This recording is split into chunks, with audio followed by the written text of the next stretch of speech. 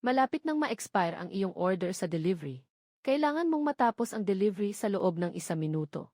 Kapag natapos mo ang delivery na ito, makakatanggap ka ng 100 milyon na bayad. Parang narinig ko ba ng mali? Paano naging 100 milyon ang 3.5 na order? Baka may sira ang sistema ng order.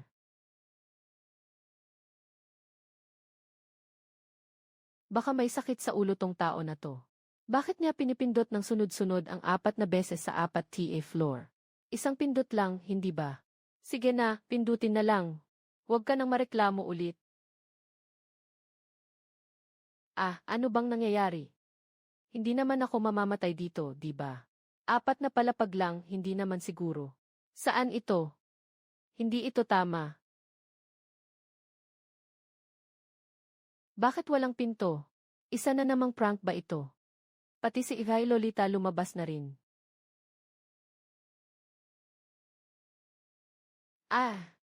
Siguradong ilusyon lang ito. Ako ang nag-order niyan, kunin mo na. Multo. Huwag na kayong tumawag, nandito na silang lahat. Ayaw ko na ng bayad sa pagtakbo ng kuya. Naipadala ko na rin ang mga bagay. Pakawalan mo na ako. Hindi pwede, kapatid. Masarap man ang libre. Ngunit magkakaroon ka ng utang na loob. Masisira ang iyong mabuting karma. Baka hindi ka na makabawi sa susunod na buhay. Huwag mag-alala, kumuha ka ng isang sigarilyo. Saan ito? Narito tayo sa impyerno. Naghahanap ako ng sigarilyo. Nais ko ring manigarilyo. Sinubukan ko ang cellphone na iniwan ng aking kasintahan. Hindi ko akalain na mag-aapoy ito. Hindi na sayang ang kabutihan ko sa kanya. Ito ay totoong makina na nasusunog. Hindi katulad ng iba. O gawa sa papel. O gawa sa plastik. Sa pagitan ng dilim. Naglakad lang para ihatid ang sarili sa dilim. Pwede pa ba akong makabalik? Makakabalik ka kung hindi lalampas sa 1 oras ang pananatili. Ang lakas ng iyong yang energy. Walang sinuman ang makagalaw. Sige, huwag kang matakot. Sa madaling salita, ako si Su Jingchun. Bumagsak sa sugal at tumakas dahil sa utang. Ngunit nakabangon ako at nagkaroon ng bagong pag-ibig. Ngunit ang aking unang asawa at mga anak ay tinakot pa rin dahil sa utang sa sugal. Ngayon, napakahirap ng buhay. Pagkatapos, lihim akong nag-ipon ng 1 milyong piso gamit ang ibang account. Ngunit hindi ko pa ito naibigay sa kanila. Nakaaksidente ako. Kailangan kong ipasa mo ang perang ito. Ibigay mo sa akin ang EET code. Naipadala na ang 1 milyong piso. 70,000 dito ay para sa aking anak na babae. 100,000 ay ang bayad mo sa pagtakbo. Kung sa tingin mo ay kulang, pwede itong dagdagan. Maaari pang tumaas ang 100,000. Hindi ka ba natatakot na kukunin ko ito? Gusto mo bang bumaba at makasama ako? Tinitiyak kong wala akong kukunin na sobra. Paano ko mahahanap ang anak mong babae? Ang pangalan niya ay Suen Nuan. Sa 3 taon ng medisina sa Zhonghai University.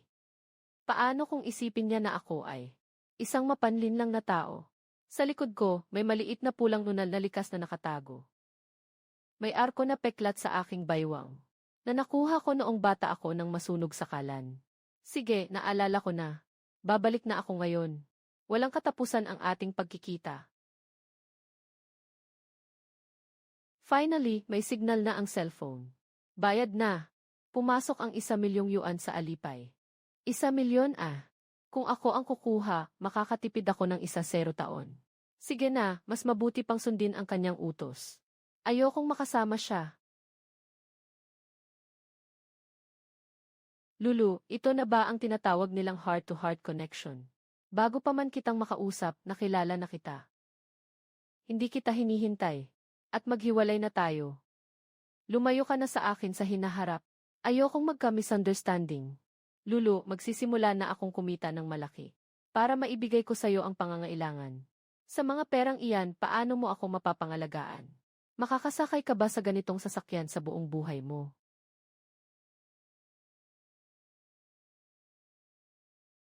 Kilala mo ba yung nag-deliver? Kaklase ko lang sa high school. Pero hindi kami close. Sige, umalis na tayo. Akala ko dati, abala siya sa pag-aaral, ganito pala siya nag-aaral. Kapatid, binili na ba yan? Yung ganda niya, talagang level ng class flower. Sino bang makakapansin sa'yo na nagde-deliver? Alam mo ba kung sino iyon? Sikat na pangulo ng Student Council. At isa pang mayamang anak. Isa na namang purong estudyanteng babae ang nahulog. Alam mo ba si Suen Nuan? Hatsing. Hindi ako nagkamali, di ba? Tinanong mo si Suwarm na kahit si Chen Xiao, hindi makaka-approach sa isa sa apat na sikat na campus beauty. Siya ang diyosa ng warm. Paalaala lang. Maraming anak mayaman at opisyal ang nagtatangkang ligawan siya. Yung si Chairman Chen ay halatang hindi karapat-dapat. Huwag kang magalit kapag na-offend mo siya.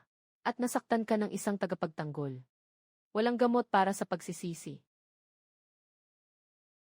Matagal ka nang nakatitig. Sawa ka na ba? Maganda ang anak namin na si Wen Nuan. Pero dapat alam mo ang iyong kakayahan. Wala, umalis ka na. Pasensya na, Su Wen Ruan. Lumabas ka muna kasama ko. May mga bagay akong gustong pag-usapan. Parang may sakit ka yata. Mayroon kang 3 segundo para umalis. Wala kang pakialam dito. Tumahimik ka. Su Wen Nuan, may arko kang peklat sa puwit mo. Nakuha ko yan noong bata pa ako, nasunog sa kalan.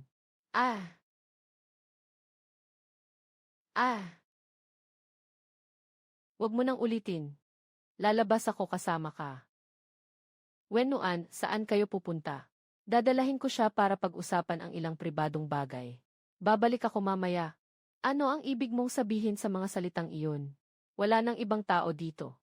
Pumasok na tayo sa usapan. Nasunog ka sa apoy ng kalan noong naglalaro ka ng taguan. Paano mo nalaman ang mga ito? Ako si Wang Shui. Inutusan ako ni Su Jingshun na hanapin ka. Natakot kang hindi maniwala. Kaya sasabihin ko na lang ang mga patunay na iyon. Haha. Humingi ka ng konting tahimik na iyak, para hindi akalaing may ginagawa ako sa'yo. Bakit hindi na lang tumayo si Su Jingshun sa harap ko? Baka hindi pwede. Patay na siya. Nagtira siya ng 900,000 para sa'yo habang buhay pa siya. Ayokong kahit 1 sentimo mula sa pera niya. Bodong-bodong ka ba? Naisip mo ba ang nararamdaman ng nanay mo?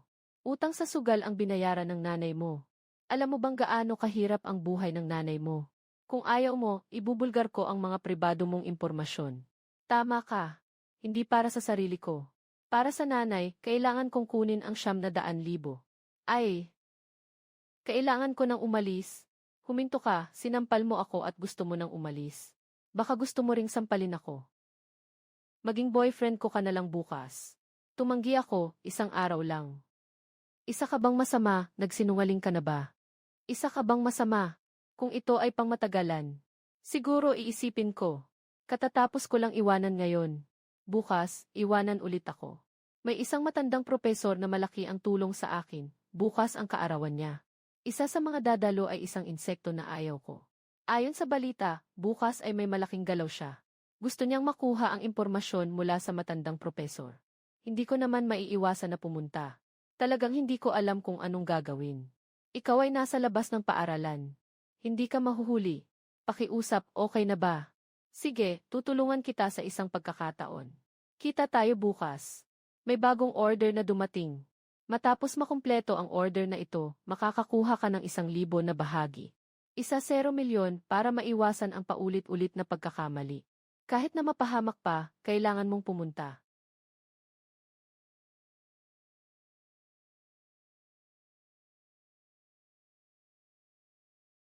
Kuya. Nai-transfer ko na ang 900,000 kay Suwenwan. Salamat, nararamdaman kong natapos na ang karma. Kahit anong elevator ay makakapunta rito para makita ka. Noong nakaraang beses, sinulat ko ang tiyak na address para hindi ka hindi pumunta. Narito ang dulo ng Huangquan Road. Kumusta, Lao Chen? Hindi kita niloko, di ba? Talagang makakapag-order ng takeout mula rito. Ito si Chen Hongfei. May isang kumpanya ng renovation na nagkakahalaga ng higit sa 100 milyon sa ilalim ng aking pangalan. Bilisan mo, kapatid. Bigyan mo ako ng alak para maalis ang uhaw ko. Tayong Chen, limitado ang oras. Ipaliwanag mo muna ang mga bagay bago tayo mag-enjoy. Pumunta ka sa bahay ko at hawakan mo ang aking larawan. Hayaan mong makilala kita ng mas mabuti. Itaas ang katawan. Kuya, hindi ito pwede. Nakaluhod na ako para sa'yo. Tulungan mo naman ako. Ang nag-iisa kong anak ay anak ng aking unang asawa. Siya ay si Chen Tianming. Nalaman ko lang pagkatapos kong mamatay nang tingnan ang talaan ng buhay at kamatayan sa hukom. Hindi siya ang aking tunay na anak. Ang pinaghirapan ko ng kalahating buhay. Hindi dapat mapunta sa kanya. Gusto kong lapitan ang kasalukuyan kong asawa. Bawiin ang kanyang bahagi sa mana. Ibibigay ko sa iyo ang 0% ng bahagi ng kumpanya. Nasa pangkat ng estudyante sa Zhonghai University ba ang anak mo? Kaka-offend lang niya sa akin. Alam mo siya, walang kinalaman ito sa akin, kapatid. Si Chen Tianming ay mabuting tao. Pagdating ng panahon, papasok ako sa katawan mo. Papaluhurin siya para humingi ng tawad. Pero paano mo masisiguro na hindi mo ako agawin? Sino ako para gawin iyon? Ako'y isang kaluluwa. Kapag lumagpas na ng 1 oras mula sa mundo ng mga patay, ay talagang mawawala na ang kaluluwa. Totoo ang sinasabi niya. Maaari lamang tayong magkatawang tao. Sa mga taong makakalakad sa pagitan ng buhay at kamatayan. At may limitasyon ang oras na kalahating oras. Kung ang kaluluwa ay makakamit ang nais sa pamamagitan ng pagkatwang tao, magdadagdag ka pa ng mabuting gawa. Mabuting gawa. Ano ang silbi nito? Kapag mataas ang mabuting gawa, mas maganda ang kapalaran. Kapag namatay ka, mataas ang ranggo at kapangyarihan sa kabilang buhay. Kung nais mong muling ipanganak, isisilang ka na may gintong kutsara sa bibig. Ayos lang. Hayaan mong maging ikaw ito sa isang pagkakataon. Ang tanong ay paano ka makakapunta sa bahay mo? Ang pangalan ng asawa ko ay Qin Xianyun. Basta't sabihin mo sa kanya ang isang malanding tula. Hindi kanya itataboy sa labas. Ano, malanding tula? Tumingala sa maliwanag na buwan. Yumuko at humila. Ay, nakakahiyang sabihin. Nasa 50 na ako. Hindi na ako makapag-perform sa bagay na iyon. Para mapasaya siya. Kailangan kong uminom ng gamot. 10 araw na ang nakalipas, nagteke ako at bigla na lang ako natigilan. Ang galing mo. Itong mga malalaswang tula ay inihanda para sa gabing iyon, naiintindihan mo na. Sige, aalis na ako. Pupunta ako sa bahay mo mamaya.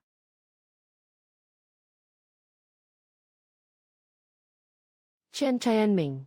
Darating na ang iyong kaparusahan ngayong gabi. Bawal pumasok ang mga hindi may-ari.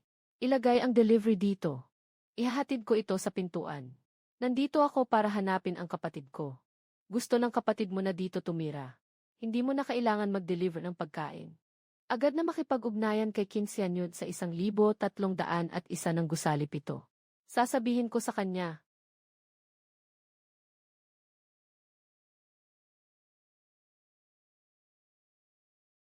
Hello, may kailangan ba? Ate Xianyun, ako ito, iyong nakababatang kapatid. Nahadlangan ako ng gwardiya sa labas. Sabihin mo sa kanila. Papasukin nila ako. Kapatid na lalaki.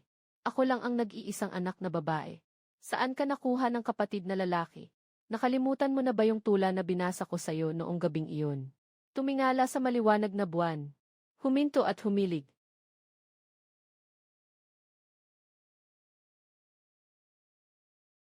Ginoo ginang na may-ari. Pinapangako kong dadalhin ko ang salarin na ito sa pulisya. Ipapataw ang kaukulang parusa. Siya ang aking tunay na kapatid. Nadulas lang ako at naputol ang tawag. Hayaan na lang na nakaharang sa labas. Tapos tinitingnan pa niya na hindi siya nagsorry. Kung hindi, bukas paalisin ka na namin. Pasensya na, pasensya na. Sige, papasok ka na. Ha? Ikaw nga si Qin Xianyun. Hindi pa kita nakikita kailanman. Ngunit alam mo kung ano ang sinabi ni Hong Fei bago siya mamatay. May mahalaga kang dahilan kung bakit ka nandito.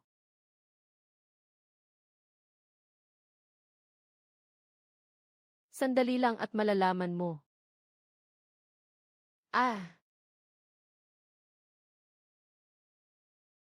Anong gusto mong sabihin sa akin, nakababatang kapatid? Maaari kang makipag-usap sa akin sa isip mo lang. At kung mag-isip ka lang ng konti, pahintulutan mo lang akong pumasok sa katawan mo. Anong ginagawa mo? Ah.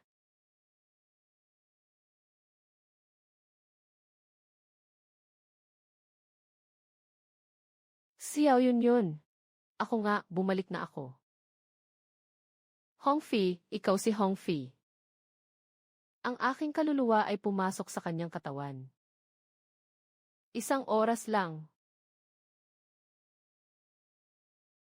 Ah, talagang magaling ang mga kabataan. Parang bumalik ako sa edad na 20. Ayun. Siyaw yun. May mahalagang bagay akong kailangang ipaalam sa iyo ngayon. Anong malaking bagay? Ah, ano? Hindi siya iyong tunay na anak. Agad na tumawag. Bigyan siya ng kalahating oras para umalis. Bukod dito, ayusin mo agad ang fit test bukas.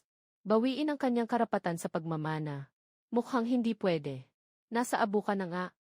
Hindi naman sa akin iyan kukunin. Kundi kay Laolyu ang driver ng kumpanya.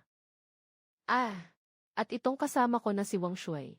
Nangako akong ibigay sa kanya ang 0% ng bahagi ng kumpanya. E di parang ibinibigay ko na ang 1 milyon. Huwag kang mag-alala.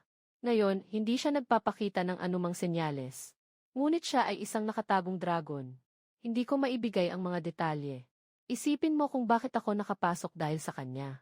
Sa kabuuan, siya ay nakatakdang maging hindi pangkaraniwan. Kung hindi mo mahuhuli ang pagkakataon ngayon, sa hinaharap, mahihirapan kang makamit ito. Ngayon, patay na ako. Kung may bahagi siya, hindi ito tiyak na babagsak. May natitirang 51 minuto. Kung hindi ko siya personal na mabugbog, hindi mawawala ang sama ng loob ko. Hindi ako makakapanganak muli. May oras pa. Sabi ni Yun Auntie, may nangyaring malaking bagay. Pag uwi ko, ikukwento ko ng detalyado sa'yo.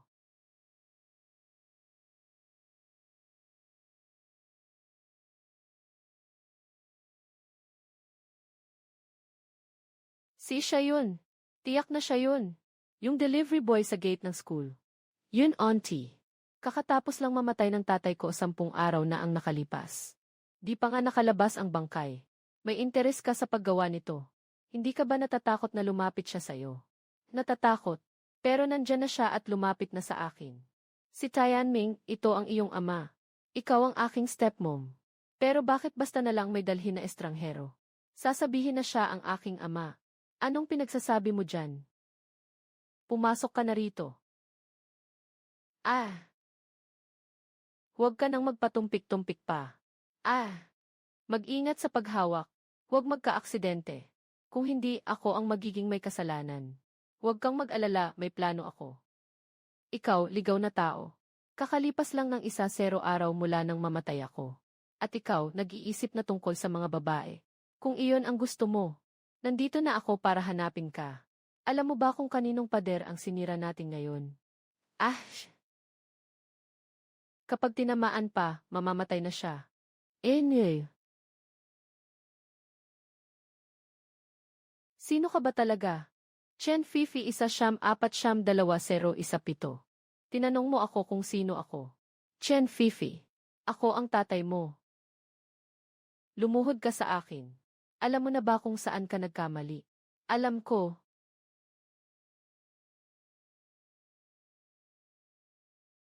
Ako'y bulag sa katotohanan. Hindi ko dapat agawin ang pag-ibig.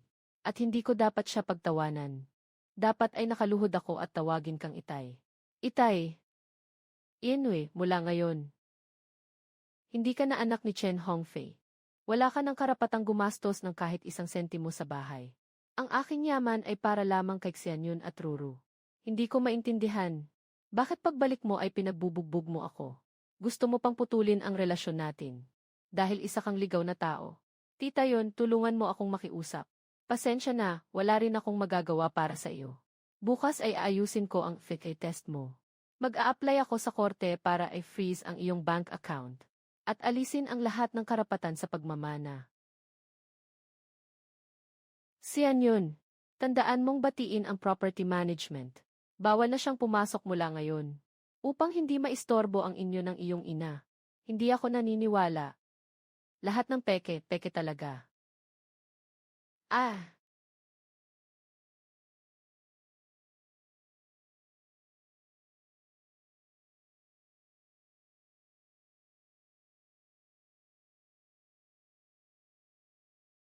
Sa panaginip, hindi ko pa rin maiisip. Maaari pa ba akong maging bata ulit? Wala na akong pagsisihan sa buhay na ito. Hongfei. Anong balak mong gawin? Chen Hongfei, hintayin mo ako. Huwag kang magulo. Pasensya na. Sigurado akong gutom ka na. Pupunta ako para magluto ng pagkain para sa'yo.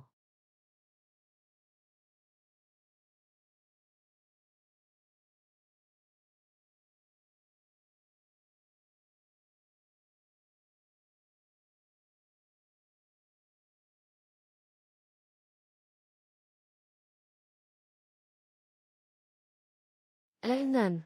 Salamat, Ate Xian yun. Talagang gutom na ako. Huwag ka nang umalis ngayong gabi. Matulog ka sa bahay ko. Huwag kang mag-isip ng kung ano-ano. Hindi kita kakainin. Papayagan kitang matulog sa kwarto ni Ruru. Bukas ng umaga, sasama ka sa akin. Para pumirma ng kontrata sa paglipat ng bahagi sa kumpanya. Na inutos ni Hong Fei. Hindi ako magtataksil sa iyo. Pero sandali, lalabas ako. Talaga bang nakakatakot ako? Saan naman? Maganda ka, mahinahon at mapagmalasakit. Isang sulyap sa iyo ay karangalan ko. Talagang may mahalagang bagay akong aasikasuhin. Babalik din ako agad. Sige, pansamantala akong maniniwala sa iyo. Dalhin mo ito. Medyo pagod na ako. Baka matulog na ako bago ka makabalik. Talagang maingat na maliit na warm guy.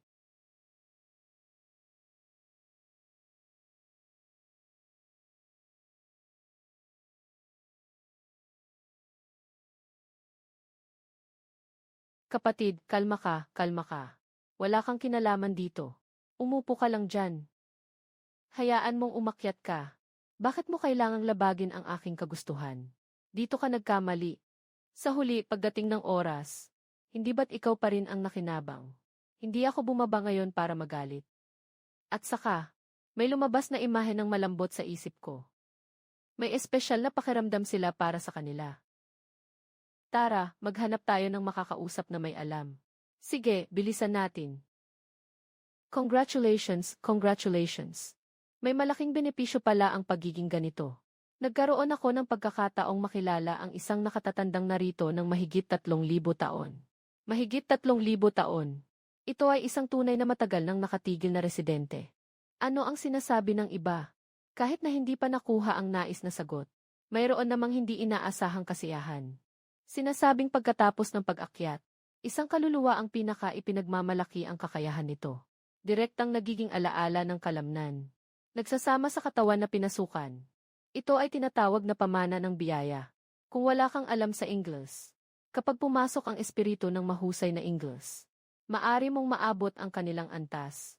Pumasok ang espiritu ng mahusay na chef, agad kang magiging mahusay sa pagluluto. Ngunit ang kondisyon ay dapat may kailangan sa iyo. Kung basta-basta lang na pumasok ang espiritu, hindi na magkakaroon ng pagpapala at pamana. Ang galing nito. Talagang ang galing. Nagpunta ako sa hukom at humingi ng tulong ng matagal. Sa wakas, naintindihan ko ang dahilan. May kaunting emosyonal na impluensya sa katawan. Ngunit napakaliit. Maaari mong baliwalain ito sa iyong pananaw. At mararamdaman mo lang ng kaunti ang pagkakasala. Kung hindi kayo mag-uusap, pakiramdam ay unti-unting mawawala. Sana matulungan mo silang mag-alaga sa kanilang mag-ina. Malapit na akong muling ipanganak. Hindi na tayo magkikita muli sa susunod na buhay. Ano ang pinakakasanayan mo sa buong buhay mo? Nagsimula ako sa paggawa ng renovation. Sa kasanayan sa paggawa ng kahoy. Noong mga panahong iyon, kahit sa paligid, ako ay namumukod tangi. Subukan mo munang gumawa ng upuan.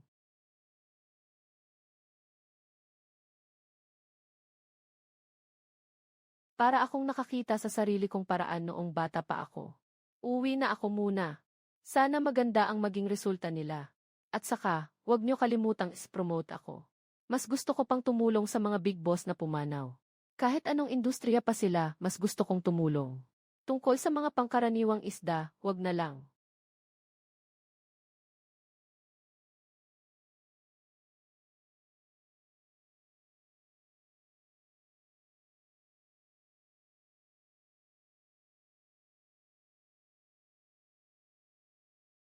Kumain ka na. Sana nga ay may ganitong kapatid na babae. Kung gusto mo, ako na iyon.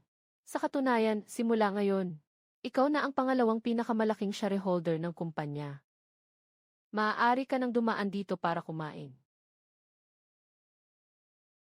Yes, by the way, gusto mo bang bumili ng damit muna? Gusto ko mag-deliver ng pagkain. Patuloy akong magde-deliver ng pagkain sa hinaharap. Kung walang masyadong ginagawa ang kumpanya, maghihintay na lang ako ng dibidendo. Hindi ako makikialam sa operasyon. Ayokong maipit sa isang kumpanya ng renovation. Umaasa pa akong makakuha ng mas malaking mga order para yumaman. Lalo na kapag nakakaposes na. Mas lalo kang mapapalawak. Sister Xian yun, hindi ba isa 0% lang ang share mo? Ito, 20% ito. Yung dagdag na isa 0% ay regalo ko sa'yo. Para lang sa akin ito. Kung sakaling mapalampas mo ito ngayon, hindi mo na muling mapapalakas ang pagkakataon. Mas mapatatag pa ang iyong katayuang babae sa iyong ate. Siguro sa hinaharap, hindi na siya aabot sa'yo. Inay, miss na kita.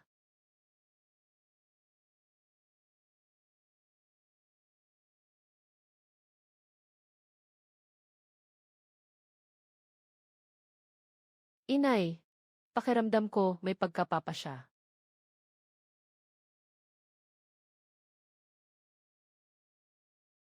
Ugh. Ah, siya si Uncle Wang Shui mo. Hindi ako nagsinungaling. Kahit na parang tatay.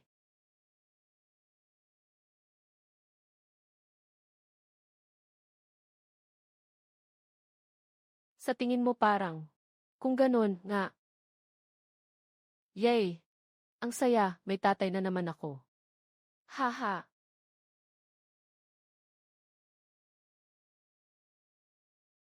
Napakatampo ni Ruru sa'yo. Kailangan mo siyang samahan ng mas madalas. Isang pindot sa 13 numero. Sa tabi ng BU Road, magsisimula ng 6:30. Ah, nakita ko lang. Pasensya na. 123. Kailangan ng mahigit 50 minutong biyahe. Sakto pa rin para makapagligtas. Ah, at siyon. Mayroon akong bigla ang kailangan. Gusto ko sanang hiramin ang sasakyan mo. Basta gamitin mo.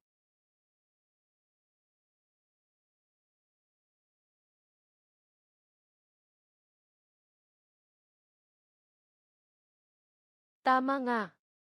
Kung talagang mahihirapan ka kay Jayang Jingkun mamaya, gagawin ko ang makakaya ko para tumulong. Mainit na bata, hahaha. Mainit na pakiramdam. Ngayon hindi lang ako nag-iisa. Kakatapos lang ang trabaho ng boyfriend ko. Kaya pumunta na muna ako dito. Medyo matatagalan pa siya bago makarating. Mainit na pakiramdam. Kailan nangyari to? Bakit hindi ko alam? Hindi ka naman importante sa akin. Bakit kailangan mong malaman? Ito ba ay isang dahilan na gawa-gawa mo? Grabe, ang baba ng tingin dito. Sabi ni Wen Nuan, darating ang boyfriend niya mamaya. Malalaman din natin kung totoo ba iyon. Sabi ni Xilao.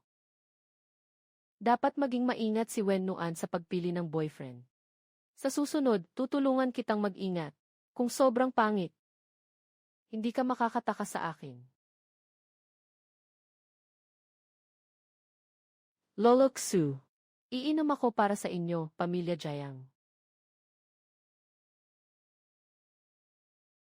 Mga tito at tita, pwede ba kitang inuman?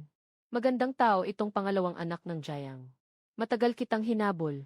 Ngayon, nais kong, sa harap nila Oksui at ng lahat, opisyal na sabihin sa'yo. Sa mga susunod na taon, handa akong alagaan ka. Ah! Kuya Jingkun. Pero mahina ang kanyang pakiramdam kapag pinapainit siya. Huwag ka nang magbiro. Baka ang mga sinabi ko sa iyo dati ay walang kabuluhan. Niloko ka ni Xilao. Kakausapin ko lang. Wala talaga siyang karelasyon. Kung ayaw mong maniwala, tanungin mo si Shanshan. Ha ha ha.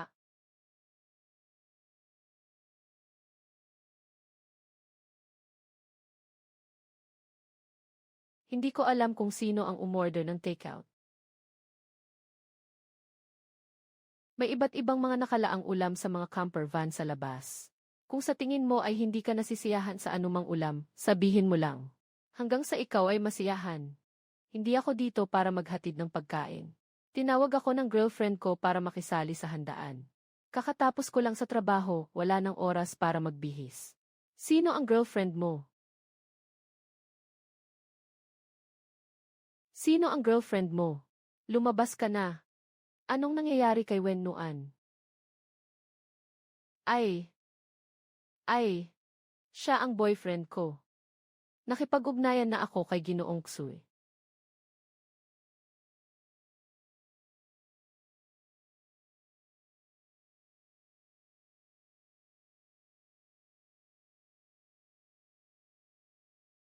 Si Ginoong Xue, siya ang boyfriend ko. Magandang araw, Ginoong Xue. Ang pangalan ko ay Wang Shuai. CJ, punta ka sa maliit na mesa ng mga bata at magdagdag ng isang upuan para kay Xiao Wang. Tingnan mo ang mata ng kababayan natin. Haha, talaga namang di pa nakakita ng mundo. Masarap ba ang mga pagkaing ito? Ito ay espesyal na inihanda ng dating master chef ng Jiang Group. Sa tingin ko, kahit magpadala ka pa ng isang buong buhay na nagde-deliver ng pagkain, hindi mo pa rin mararating ang kalidad nito. Wala ka namang karapatan na kumain ng ganitong klase ng pagkain.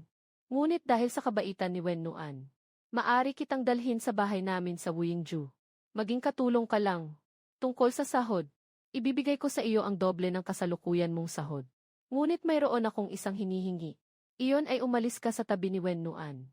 Ano ang sinabi mo? Gusto mong ipagawa sa akin ang mga bagay-bagay, di ba?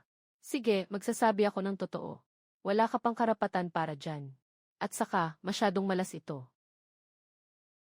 Pero okay naman ang ugali mo. Mga Ginoo, ngayon ay babasahin ko ang mga pagbati. Tang-an ng pamilyang Liu. Isang peres ng purong gintong dragon at phoenix na estatwa. Ibinigay ng Jiang Group kay Liu Zongfu, ang banal na maestro ng Go ng dinastyang Song.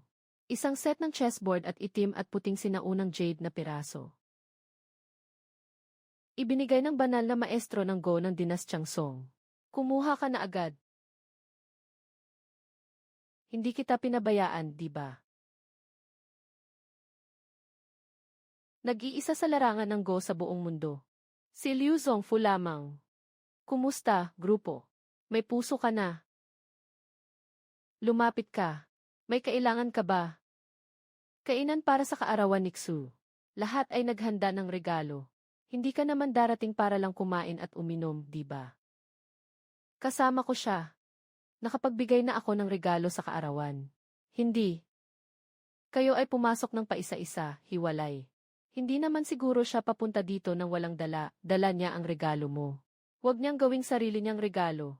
Tingnan natin ang mga mata natin. Pasensya na. Sa oras na ito, karaniwan akong nagtitinda sa night market. Kaya nagtakda ng alarm clock. Ay!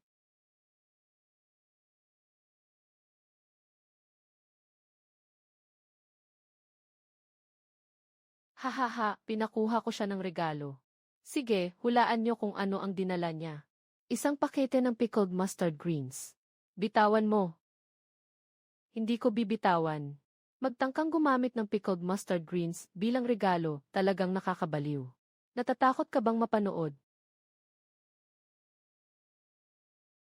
Nye. Ako si Liu Zongfu, ang dakilang mambabasa ng syudad ng Song. Naway payagan mo akong gamitin ang iyong katawan. Upang baliktarin ang sitwasyong nagdudulot sa akin ng pagsusuka. Hindi ka naman hindi naniniwala sa'yo, Kuya Liu. Dahil nasubukan ko na ang masama sa katawan ko. Bagamat ang antas ng dakilang santo ng Go ay maaaring ipasa sa pamamagitan ng mga biyaya. Hindi naman ako nakikisalamuha sa mundo ng Go. Mas praktikal pa ang kasanayan sa kahoy. Kahit papaano kapag nasira ang mesa o upuan sa bahay. Maayos ko pa ito. Maaari kang magtiwala.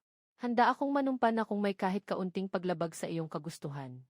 Nawawala ang aking kaluluwa. Bro, nasira ko ang chessboard na ito. Tingnan mo ang kanilang reaksyon. Ano sa tingin mo ang dapat kong gawin para makalabas? Masira. Ang chessboard na ipinagkaloob ng emperador ay hindi basta-basta masisira. Sala ng aking anak. Nanggugulo siya habang naglalaro ako. Dahil sa pagbagsak nito sa lupa. Noong panahong iyon, hindi rin kayang ayusin. Ito ay modernong pagsasaayos. Gusto mong lutasin ang natitirang problema. Tanggalin ang iyong pagkakapit, tama ba? Dahil nangako ka na. Kapag nasa katawan na, susundin mo ang aking kagustuhan. Basta't susundin mo ang mga patakaran. Maaari kitang payagan na gamitin ang aking katawan. Sabihin mo ang isang bagay, ulitin ko ito. Kung nais mo, hayaan kitang pumasok. Tutu. Kaya ang natitirang laro ay nanatili sa mundo ng libu-libong taon. Ngayon ay magpapatuloy na. Walang pagsisisi. Ano ang gagawin, Shanshan? Ano ang gagawin? Hindi ko alam. Wang Shuai, tanga ka. Gumamit ka ng pickled vegetables para insultuhin si Xulao. Hindi pa sapat iyon. Sobrang lakas ng loob mong sirain ang chessboard. Sa buong mundo, isa lang ito. Hindi mo kayang bayaran ang iyong walang kwentang buhay.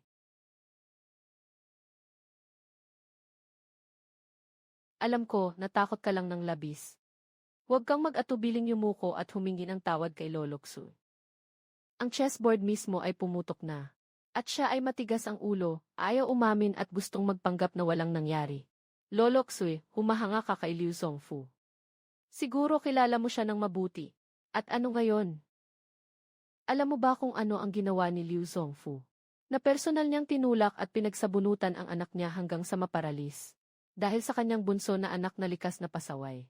Ang bitak na ito ay naiwan mula noon. Totoo ngang nangyari ito. Si Ginoong Xu ay nagmamanipula. Pilit na iniiwasan ang responsibilidad. Sinabi ng naunang kolektor na ang chessboard ay perpekto.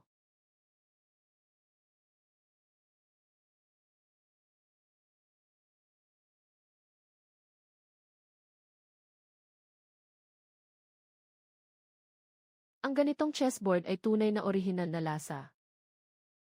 Huwag kang umalis pagkatapos ng salu-salo ngayong gabi. Mag-iinuman tayong dalawa.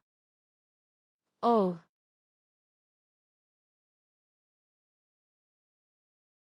Wang Shui. Tungkol sa dakilang santo ng Go. Ang galing ng sinasabi mo.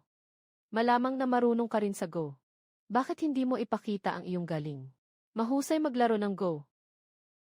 Walang makakatalo sa akin sa paglalaro ng Go. Ang bilis naman nito. Parang naglalaro lang ng walang plano. Ako rin kaya kong gawin. Ikaw, subukan mo pero hindi ka rin magaling.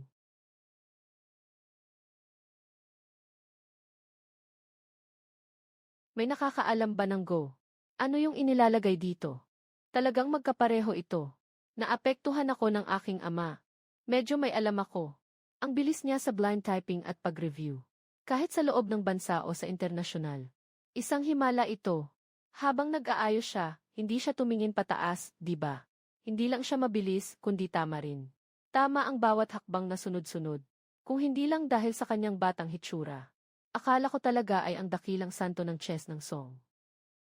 Kailangan mong laruin ang ganitong sitwasyon. Kung magpapatuloy ang lolo sa paglalaro.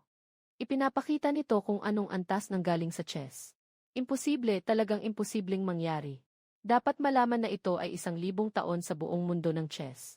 Walang nakapag-ukol hanggang ngayon ng isang larong hindi mabubuo. Tama ang lahat ng nagsasabi niyan.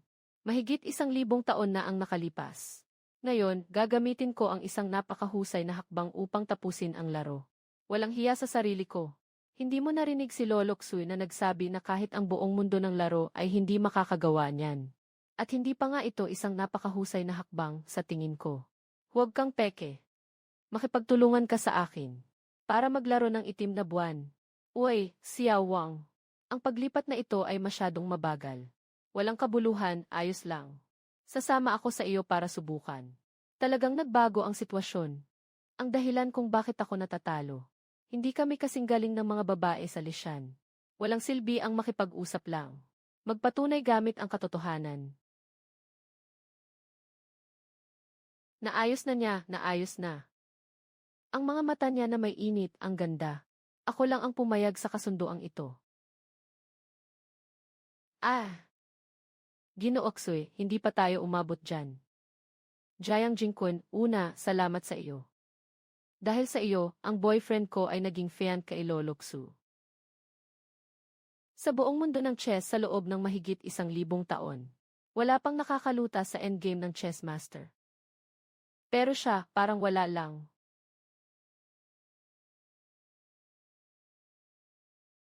Sana sabihin mo sa akin kung ano ang ibig sabihin nito. Ang galing mo.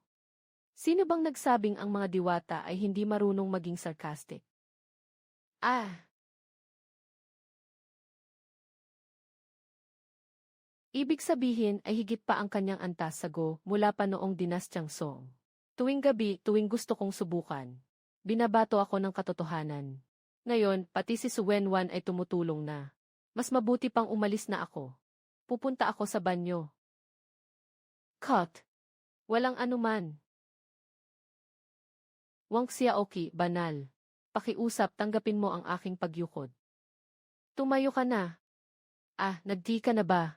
Ah, ah.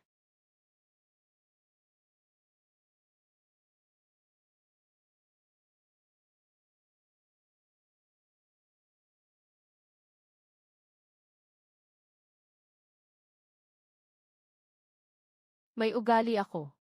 Karaniwan, naglalaro ako ng chess habang kumakain ng pickled vegetables. Napakaganda ng pakiramdam sa laro. Tama nga. Makakatulong ito sa pakiramdam sa laro. Mayroon bang Wang Xiaoqi Sheng at mga pickled vegetables? Maaari ba akong makaramdam nito? Meron.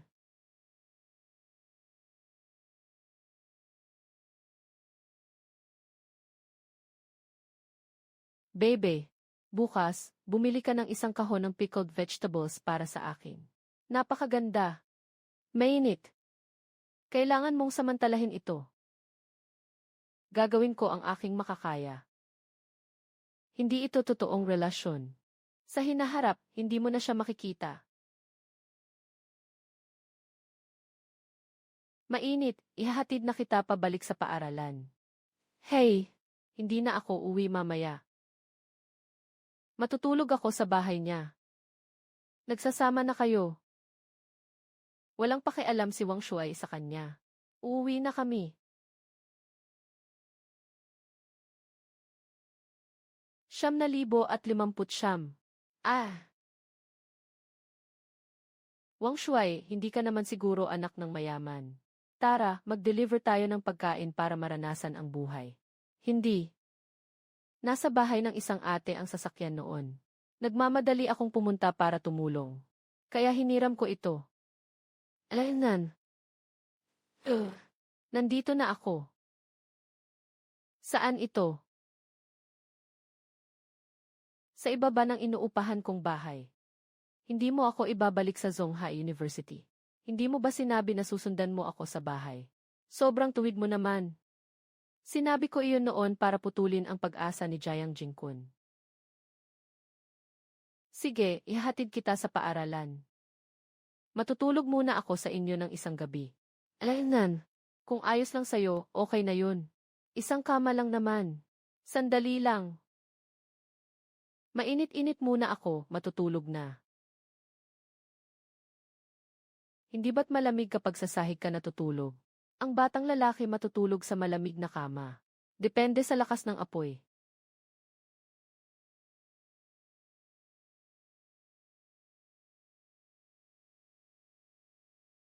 Hindi ko alam kung anong gusto mong kainin. Kaya bumili na lang ako ng iba-ibang klase. Hihi! Hoy, anong ginagawa mo? Huwag kang magpakabastos. Ah! Pasensya na. Nakatulog ako nang hindi ko alam. Mailaway ka pa sa sulok ng bibig mo. Ugh. Paalam. Salamat sa nangyari kagabi. Isang simbolikong yakap. Para sa alaala. Tumanggi ako, wag mong isipin na makikinabang ka sa akin. Walang bisa ang pagtanggi. Ikaw na nga ang nakinabang, kulang pa ba? Kahit na makikinabang ako ng kaunti, hindi naman ito labis. Wang Shui. Babaeng bumaba mula sa front seat. Ang ganda niya, parang ako'y naglalaho. Nagmamahalan pa sila. Pakiusap, lumayo ka sa akin. Ayokong magkamali ng pagkakaintindi. Ito ay isang kaklase sa mataas na paaralan lang. Hindi kami masyadong magkakilala. Hindi ako nakatulog ng maayos kagabi. Kaya umuwi na ako para matulog. Kung naisip mo ako, tumawag ka. Nabubuwisit na ako sa'yo. Wang Shui, sandali. May gusto akong sabihin sa iyo. Sir, Busog ka na ba? Ikaw na naman. Ikaw talagang multo ka. Ayaw mo pang mag-reincarnate ng maayos. Nagko-cosplay ka pa rito. Hihi! Ako ngayon ay isang regular na sundalo. Pasensya na, pero... Ano sa iyo? Ang makakapagpasok sa paningin ng opisyal ng impyerno. Salamat sa iyo ah. Mula ngayon, tatawagin na kitang Ginoong Maganda. Mayroon pang espesyal na posisyon para sa akin. Sugo ng kaluluwa. Dahil ako, noon ay hindi talaga pinapansin. Kaya kahapon, isang taong may sinta sa tagal ng 1,000 taon, ay kusang loob na nagbalik sa buhay. Para malaman ang buong kwento. Dahil nasa iyo siya. At dahil na rin sa iyo, napansin niya ako. Ang tinutukoy mo ba ay si Liu Zongfu, ang dakilang mambabasa ng Go noong panahon ni Tasong? Ipapaliwanag ko pa sa'yo. Sa pangkalahatan, ang mga kaluluwa na walang masyadong nakabaon na damdamin. Sa pamamagitan ng isang serya ng mga gabay, anumang pagsisisi o regrets, ay mawawala na lahat ang mga nakabaon na damdamin. May mga kaluluwa na ang pagnanasa ay labis na. Kahit na inumin ang sopas ni Mengpo ay wala nang magagawa. Kung sa pilitan silang ipapanganak muli, magkakaroon ng kalituhan sa reinkarnasyon. At ang daan patungo sa Huangkuan ay isang pansamantalang tahanan para sa mga kaluluwa bago sila ipanganak muli.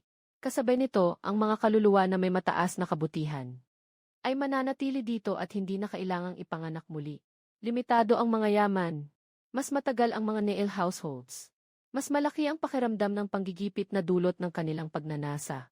Karaniwan, hindi kayang tiisin ng mga kaluluwa ang malapit na distansya. Kaya malaki ang lugar na sinasakupan ng mga Neel households. Nakita mo ba ang gusaling iyon sa kabila? Diyan ako nagtatrabaho. Sa ngayon, sikat ang aking ahensya ng pagdadaloy ng kaluluwa. At hindi pa lumalabas ang reputasyon. Kailangan kong aktibong maghanap ng malalaking kliyente. Sige, uuwi na ako. Tutulungan kitang linisin ang mga matitigas ang ulo. Tulungan mo akong mas pagtuunan ng pansin ang maraming talento ng mga kaluluwa. Magsisimula na tayong umarangkada. Tama, umarangkada. Wang Shuai, sikat ka na. Ipinost ni Shanshan ang iyong sirang laro. At ang video na nagbigay ng gabay kay Ginoong Xu. Sa internet. Nagalit ako.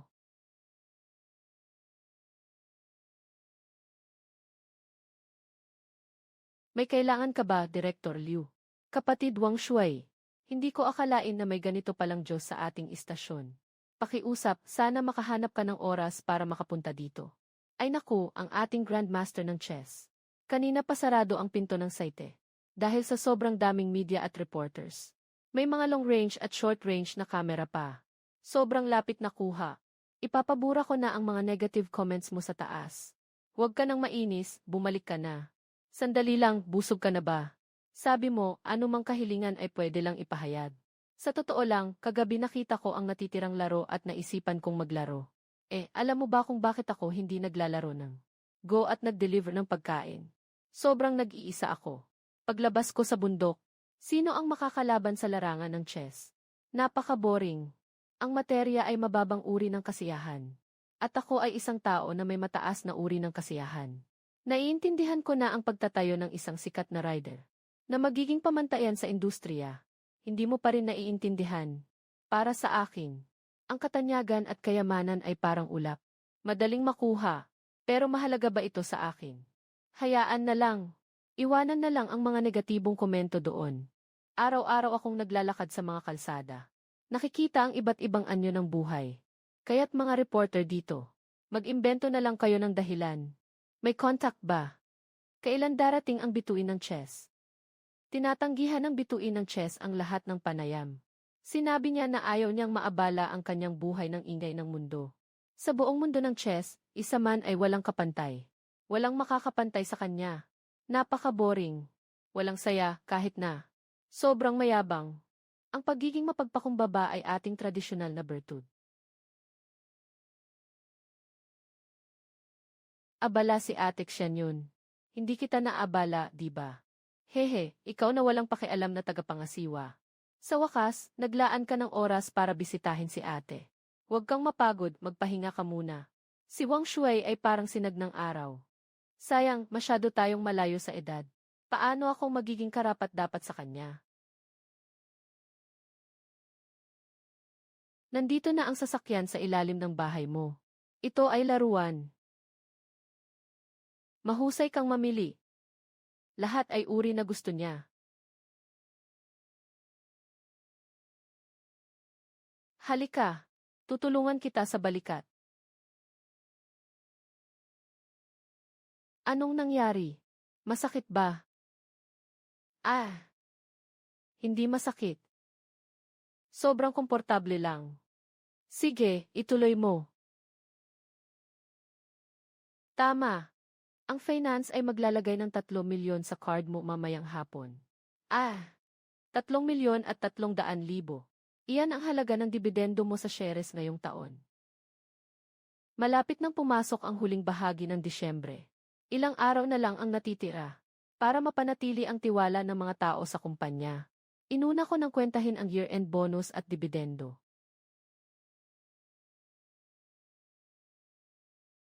Panahon na para maging mabuti sa mga magulang. Sino iyan? Inay ako. Tatay ni Xiao Shui. Bumalik na si Xiao Shui. Haha. Akala mo may bahay pa. Akala mo namatay ka na sa labas. Natutunan mo pang yumuko. Ang kawawa mong itsura. Mabuti na lang at marunong kang pumili ng oras. Hintayin mong dumating ang pamilya ng iyong tiyahin para kumain.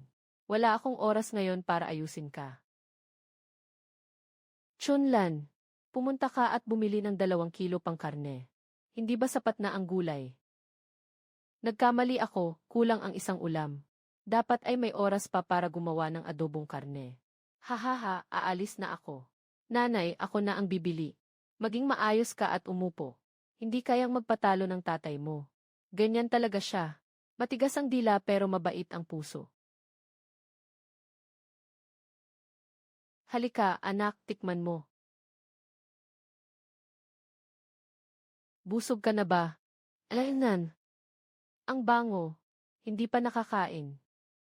Kakain na lang tayo pag kumain na. Mama, gusto ko. Dumating na ang iyong malaking tiyahin. Ako na ang magbubukas ng pinto. Magaling talaga si kuya sa pagluluto. Kung hindi lang nagmamadali si Xiuming na bumili ng bahay, magbubukas sana ako ng restaurant at ikaw ang magiging chef. Marunong lang ako ng mga simpleng lutong bahay. Nasaan si Laozeng mo? Di ba kailangan pa nating tumingin ng bahay mamaya? May bigla ang kailangan sa pabrika. Araw-araw abala sa kung ano-ano. Hindi madaling kumita ng daan-daang libo sa isang taon. Sobrang naiinggit ako sa hipag ko. Laging may kasama siyang ikaw sa bahay. Si Xiao Shui, sunod-sunod ang pagkain. Gaano na kayang katagal siyang hindi nakakakain ng maayos. Sa labas, sobrang lamig. Hindi ko na mabilang kung ilang beses kong nakita. Yung nagde-deliver ng pagkain na kumakain ng manto sa sasakyan. Dito nga, may nagde-deliver ng pagkain na natatakot sa bad review. Namatay siya sa aksidente habang nagmamadaling maghatid ng order.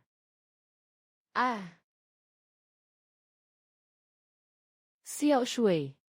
Baka dapat magpalit ng trabaho. Wala siyang diploma. Wala rin siyang espesyal na kasanayan. Mas mabuti na lang. Pahingin na lang kay Xiuming na mag-refer sa kanya. Hindi lang ngayong taon nagtapos si Xiuming. Palagi ka pa ring naghahanap ng trabaho. Hindi ka ba pamilyar sa Ningyuan Group? Isa sa mga nangungunang malaking kumpanya sa Tang'an. Nagustuhan si Xiuming. Magkano ang taunang sahod niya? Hindi naman kalakihan. Mga around 200,000 lang. Kaya mo yan, bata. Sana yung pinsan mo ay kasing galing mo sana. Ay naku. Haha. Pag pumunta siya, magsimula siya bilang supervisor. Maganda pa ang sahod niya. Kung may utang ka sa bahay, may monthly na 1,500 na ayuda sa pagbabayad. Kamakailan lang, nagre-recruit ang kumpanya ng mga security guard. Sahod ay mga 4,000 hanggang 5,000 bawat buwan. May kasamang 5 insurance at 1 pondo. Kilala ko ang EC manager. Pwede kitang maipasok sa listahan, anong sa tingin mo? Magandang oportunidad yan. Kuya Shua, kakainis mo lang sa tita sa pintuan. Humingi ka muna ng tawad sa kanya. Walang masama sa pagyuko ng kaunti para dito.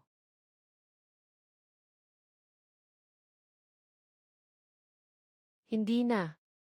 Sa tingin ko, okay lang ang mag-deliver ng pagkain. Sige na. Xiao Shui. Hindi stable at delikado ang mag-deliver ng pagkain. Ano bang maganda? Sige na, masyadong mahigpit. Bata pa siya. Balang araw, magsisisi siya. Sa tamang panahon, magbabago rin siya. Busog na ako.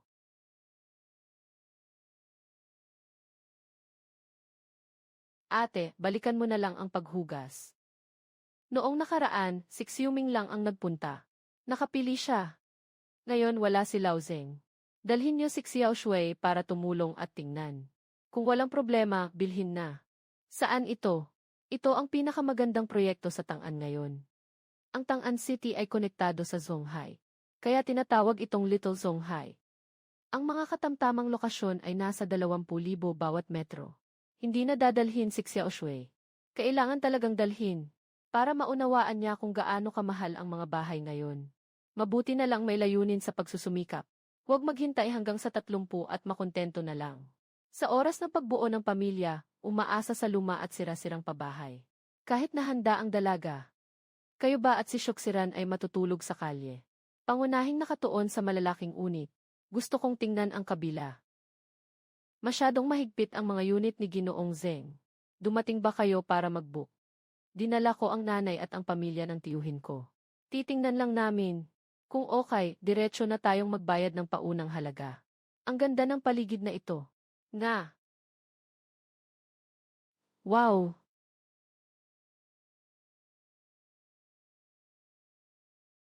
Maganda itong bahay na ito. Bakit hindi muna bumili para sa mga magulang? Hindi ba't sinasabi nilang mas malalaki ang target? Ito ay nasa higit 100 lang ah. Kapag tinanggal ang shared area, hindi na rin ito kalakihan, di ba? Ang presyo ng ganitong uri ng bahay ay medyo abot kaya. Ang kabuang presyo ay mga 4 milyong piso. Kailangan ng pinakamababang paunang bayad na 30% para makuha ang karanasang katulad ng mga may-ari ng malalaking bahay. Iyon ay nangangahulugang paunang bayad na 1.2 milyong piso. Assuming, hindi ba't sinabi kong huwag bumili ng bahay na higit sa 1 milyong piso? Mama, huwag lang tingnan ang kasalukuyan. Ang mga taong lilipat dito ay tiyak na mayayaman o may mataas na katayuan. Sinasabi na ang malaking anak ni Zhengyuan Group ay bumili rin dito ng isang unit. May katwiran. Nakikita mo na ang sitwasyon ni Kuya. Pahiram muna ako ng 100,000 para ma-urgent ko. Bago ang bagong taon, kapag nakuha ko na ang bonus ni Lolo Zeng, babayaran ko na.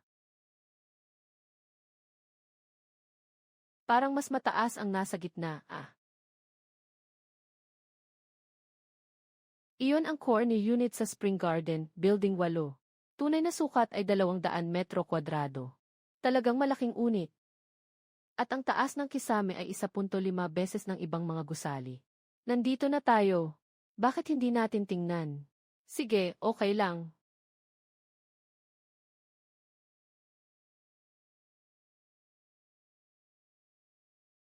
Nakaligo ka na. Magkano kung bibili dito? Assuming, baka pwede nating hilingin sa mga kamag-anak para mas mapadali ang proseso. Isa na lang ang natitirang ibebenta. Ang kabuang presyo ay humigit kumulang 8 milyong. Ang pinakamababang paunang bayad ay 2.4 milyong. Isa lang ito. Kung walang pagpipilian, edi wala na lang. Pumunta si Ginoong Zeng at ako para pumirma ng kontrata. Ayos. Kumusta ang pakiramdam mo, pinsan? Kaya't ito ang pipiliin natin, di ba? Walang pagpipilian sa gusali 8, hindi na ito pag-usapan. At saka, masyado itong malaki. Mukhang bakante. Sa gusali 5, 3 silid lang ang nasa plano. At dito maraming kwarto. Matagal nang gustong magkaroon si Shura ng sariling silid-aralan. Wang Shuai, ano ba talaga ang ibig mong sabihin? Binigyan kita ng pagkakataong makakita. Pero gusto mo akong pasukin ng 400 pa. At pagkatapos ay agawin ang 1 kwarto. Para sa iyong nakababatang kapatid na babae bilang silid-aralan. Paano ka naman nakatira sa isang pugad ng aso? Ayaw magpursige tapos mag-iisip pa. Sa yaman ng kamag-anak ha.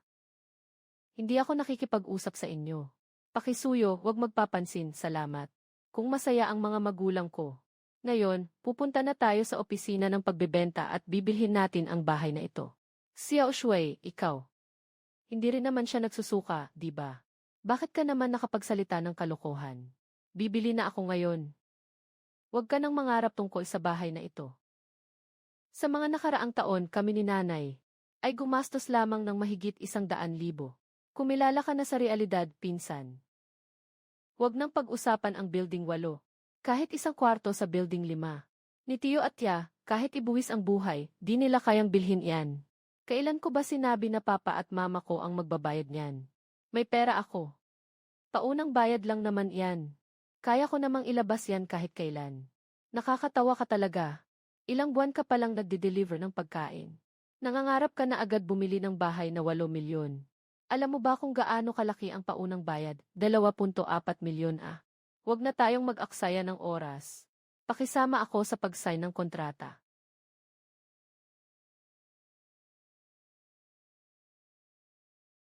Kung ayaw mong ibenta ang bahay ko, maghahanap ako ng ibang ahente.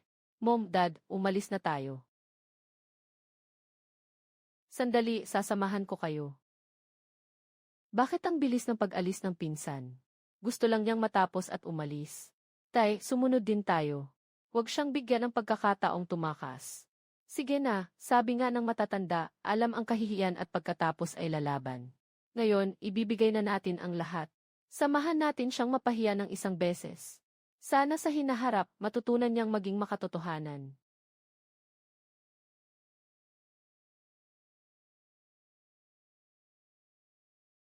Ginoong Wang, tingnan mo muna ang modelo. Pwede bang maghintay ka sandali? Kukunin ko muna ang kontrata ng unit ni Ginoong Zeng. Pwede naman, pero bilisan mo ha. Kunin mo muna ang kontrata ng unit sa Building 8. Gusto ko talagang makita ngayon. Ang galing ng pinsan kong ito. Sige, ayos lang.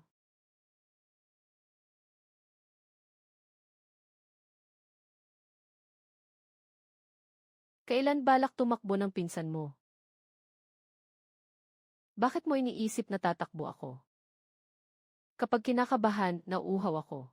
Naiintindihan ko. Xiao Shui, ipaalam mo sa nanay. Talaga bang ganun karaming pera? Iyan matigas pa rin ang dila. Isa lang siyang delivery guy. Saan nanggaling ang ganitong karaming pera? Hindi natin maiiwasan ang isang posibilidad. Pera mula sa mga iligal na gawain. Huwag kang magsalita ng ganyan, hindi maaaring gumawa ng masama ang anak ko. Nasaan ang kontrata? Pasensya na, Ginoong Wang. Yung customer sa mesa doon. Dumating siya bago ka. Diretsong sabihin na gusto ko yung unit sa Building 8. Kasalukuyang nagsasin ng kontrata. Ma, tara na, umalis na tayo. Maraming magagandang bahay dyan. Maghanap pa tayo sa ibang lugar. Swerte talaga natin. Hindi tayo nagpakita ng masyadong awkward. Baka pwedeng si Xiuming na lang ang magmaneho para ipakita pa sa iyo ang ibang mga property. Bahala na. Anong klaseng tono yan? Walang respeto sa nakakatanda. Inay. Anong nangyari? Inay, siya po ay anak ng pinakamayaman sa ating bayan, ang batang lalaki ng Zenyuan Group. Dali, pumunta ka na at magpakilala. Dapat marunong makisama ka. Ay hihi. Magandang araw, Ginoong Chu. Oh, ikaw ay. Ako si Zeng Xiuming. Ang bagong trainee na supervisor sa design department ng grupo. Oh, medyo may alaala ako. Si Ginoong Chu ay dumating din dito sa Chunman Garden para bumili ng bahay. Sinasabi ko sa'yo, nakakainis ka ba? Parang langlangaw. Ano nga ba ang kailangan patunayan? Sa design department, di ba? Simula bukas, hindi ka na kailangang pumasok. Umuwi ka na. Kalma ka lang. Sa ganitong pagkakataon, huwag kang magmadali. Umupo ka muna. Ako na ang bahala. Kalma ka, paano pa ako magiging kalmado? Si Wang Shuai ang nagsira kay Xiuming. Kung hindi ka sana nagsabi na kailangan mong bumili sa Building 8. Naantala ang oras natin. Dapat sana ay nakabalik na tayo para pumirma ng kontrata. Wala sana ang nangyari ngayon. Hindi mo pwedeng i-attribute kay Xiao Shui ang lahat. Ikaw ang nagsimula na dalhin siya dito. Ah, huwag na kayong magsalita pa. Wang Sui. Mukha mong nagustuhan yung bahay na yun. Oh, hindi ko alam kung sino ka. Naalala ko na. Noong mga panahon na yun, yung mga sumama kay Chiang Jingkun. Laban sa mga alipin ko. Parang ikaw yata yun. Paano ka nakikipag-usap kay Chu Xiao, Wang Shui? Kilala mo ba siya? Chu Xiao, pasensya na. Isa itong pinsan ko, na ayaw sumuko at pilit sumasama sa akin. Kaya't nagbanta pa siyang bibili ng bahay sa Building 8. Parang ang taas ng lipad ng kanyang mga pangarap. Ay nako, Xiuming, tigilan mo na. Huwag mo na siyang pansinin, sobra na ang yabang niya. Isa lang siyang delivery rider. Puno ng utang ang bahay nila, hahaha. Sa Building 8, tanging si Chu Xiao lang. Ang karapat dapat na makatira sa mga ganitong tao. Sandali lang. Kung may kailangan, sabihin mo na nakausap na ba. Huwag mong sayangin ang oras ko. Mabilis, kumuha ka ng bagong kontrata sa pagbili ng bahay. Sa totoo lang, nakabili na ako ng isang unit sa Building 8. At itong unit na ito, regalo ko sa'yo. Pirmahan mo muna ang kontrata. Pupunta ako para bayaran ang buong halaga. Ipadala. Sige na. Ang tunay na gentleman ay hindi kumukuha ng pabor ng iba. Pupunta pa ako sa ibang lugar para magtingin. Wang Shui, si Chu Xiao ay nagbibiro lang sa'yo. Talagang seryoso ka na ha? Ganyan nga. Naghatid ka na ng pagkain kay Chu Xiao, di ba? Kung hindi, paano siya makikipag-usap sa'yo, isang malaking tao? Hindi mo ba tinitingnan ang iyong katayuan? Kahit si Xiuming sa bahay namin ay kailangang magbigay galang kay Chu Xiao. At ikaw, pinatayo mo lang siya at nakipag-usap ng matagal. Makatwiran ba na ikaw ay nakaupo habang siya ay nakatayo? Sobrang maingay dito. Pwede ba kitang makausap ng mag-isa sa tabi?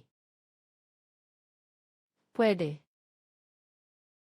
Sabi nila, sa harap ni Chu, kahit gaano pa siya kalmado at magalang.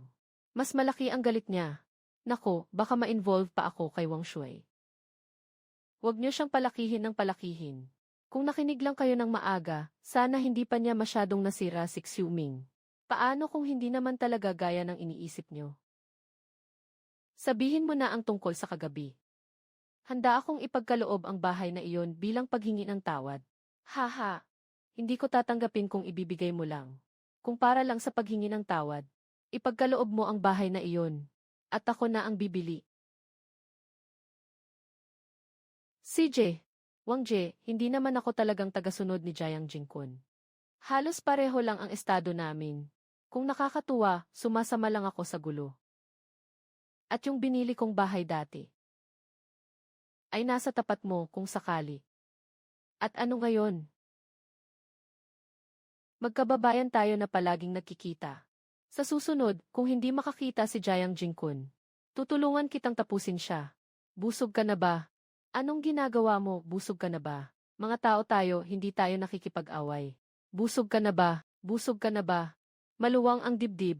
Nag-organisa ako ng maliit na salu-salo sa grupo ni Tang-an ngayong gabi. Sana makapunta ka at makipag-enjoy. Makipag-ugnayan ka na lang sa akin kapag panahon na. E di hindi na kita istorbohin sa mga gawain mo. Naghihintay na ang mga tito at tita mo. Aalis na si Xiao. Sasamahan kita sa pag-alis. Anong sasamahan? Bibili ng kapatid kong si Wang Shui ang bahay na yun. Hindi ka pa sasama. Ibigay mo ang diskwento na katulad ng sa akin, naiintindihan. Ang galing, hindi na kailangan ni Chu Xiao ng bahay. Naiinis na siya at umalis. Pakiusap, umalis na kayo. Hindi kayo welcome dito. Talagang bibili ng bahay ang pamilya ko. Yung batang yun ay hindi makatiis na masaya ang mga kamag-anak. Nandito lang para manggulo.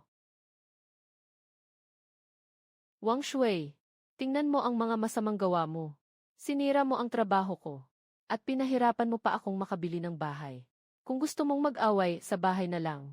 Gusto mo pa akong pilitin na magsabi ng umalis. Tumingil ka na. Ah! Ah, Ginoong Wu. Nagkamali ba kayo ng tao? Iyan mas mabuti na iyan.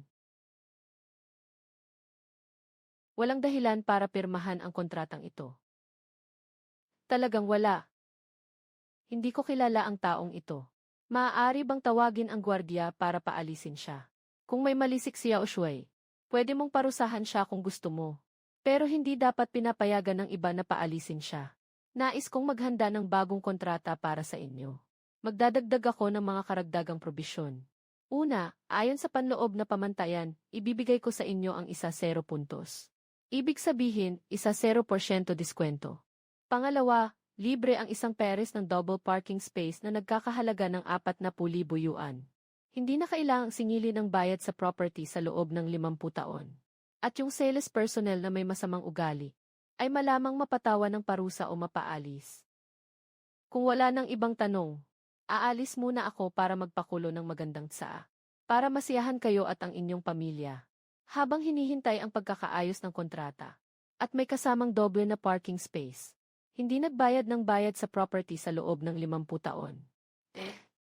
Ayon kay Chu Xiao, pinapayagan niya akong sundin ang alok na ito. Kaya mukhang hindi lang nagalit si Chu Xiao. Mas pinapahalagahan pa niya si Xiuming namin. Gaano kalaki ang discount na binigay ni Manager Wu sa presyo ng bahay? 8.1 milyon. Ang 70% na walang sentimo ay 7.2 milyon. Nagkamali ka siguro. Ang bibilhin ko ay ang gusali 5. Hindi ang gusali 8. Walang diskwento, 4 milyon lang yan, di ba? Sa tingin ko, nagkamali kayo pareho. Ang bagong kontrata ay hindi para sa inyo, kundi para sa kapatid ni Chu Xiao, si Ginoong Wang Shui. Wang Shui. Bakit mo hindi sinabi agad? Para lang tayong pinapahiya, di ba? Matagal na kayong nagsasabi ni Kuya tungkol dyan. Bilang nakababata, kapag sumingit ako, parang wala na akong respeto sa nakakatanda. Sino ba ang nagsasabi na hindi nyo ako pinapahalagahan? At masaya pa kayo habang tumatalon-talon. Ngayon, sarili mong pinahiya ang sarili mo. Sisi ko na ba? Hindi ako naniniwala. Ang dahilan kung bakit ibinigay ni Chu Xiao ang bahay, ay tiyak na gusto niyang ipahiya ka sa huli. Ano kung may diskwento at may parking space? Sino bang nagde-deliver ng pagkain ang may ganong kalaking pera para sa down payment? Di ba?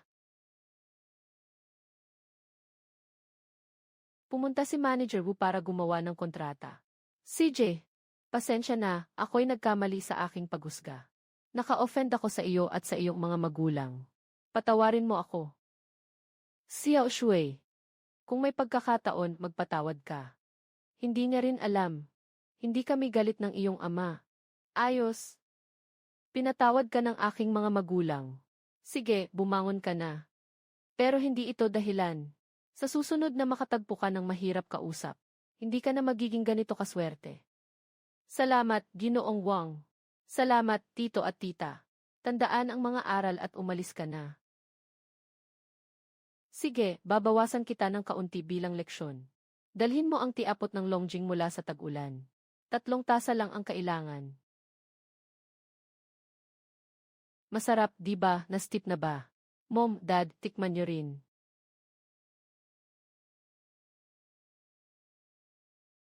Etsat, okay. Kumuha tayo ng 3 baso. Anong ibig sabihin nito? Nasaan ang sa atin? Magkamag-anak tayo, di ba? Muli na namang nagpakita ng pagmamataas, hindi ba? Gusto nyo bang uminom? Kaya't itanong nyo ang opinyon ni Ginoong Wang. Kung tumango siya, agad akong kukuha. Nay, kalma ka. Masarap ba ang tsaa? Hindi naman ito matitikman ng mga ordinaryong tao. Sino ang nakakaalam kung ito ay pangkain lang? Para lang ito sa panlilin lang sa pamilya ng tiuhin.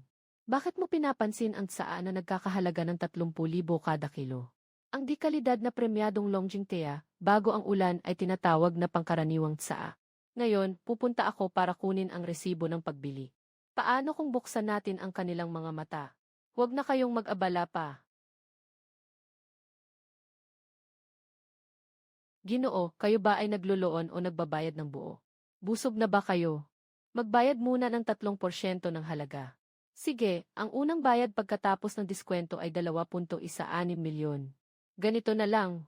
Kung ibabawas ko pa ang mga sobra, 2.1 milyon na lang ang tinitingnan ko bilang tapat na alo. Parang totoong nangyayari kapag pumirma. Pag nag-swipe ka ng card, lalabas na ang tunay na anyo. Pinsan, huwag mong sabihing wala kang card.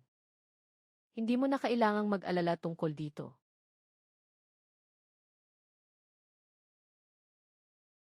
Hahaha, walang reaksyon. Magpanggap ka pa ba? Kailangan kong sabihin. Sobrang galing ni Chu Shaozhen. Pumatay ng puso ng walang anyo. Ahem. Kuya at ate.